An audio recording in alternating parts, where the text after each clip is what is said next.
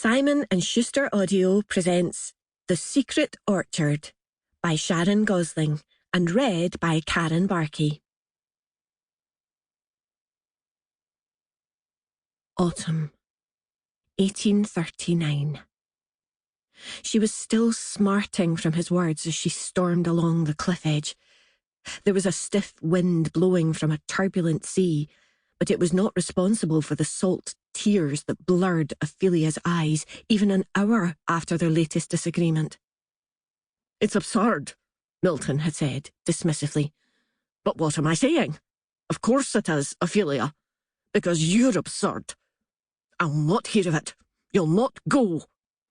You're supposed to be my wife, for God's sake. At least pretend to act like that means something to you."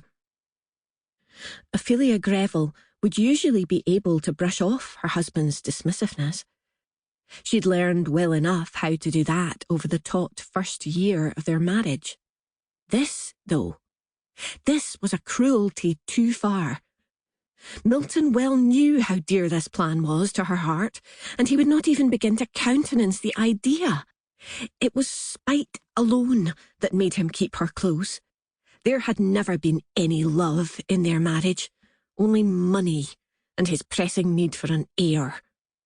As she walked, she reached one hand up to her face and wiped away furious tears. She'd been such a childish fool. She should have argued harder, fought for herself more, but no. She'd been bought off with a promise that had turned out to be worth no more than her father's word. 1% of her father's land. It was a penny thrown into the ocean, she saw that now.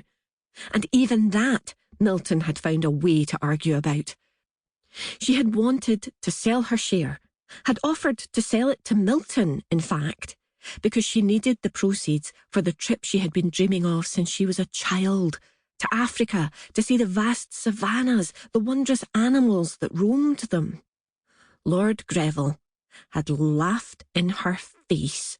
Firstly, why would he pay for what he already owned? Secondly, even if she had money to spend as she liked, what made her think he would let her go? Ophelia had pointed out that she had not intended to go alone. Milton would accompany her. But that plan was also laughed out of existence. No, it seemed that her land was as much a trap as money, and as much of a prison as marriage. Her father had left her Sample complete. Ready to continue?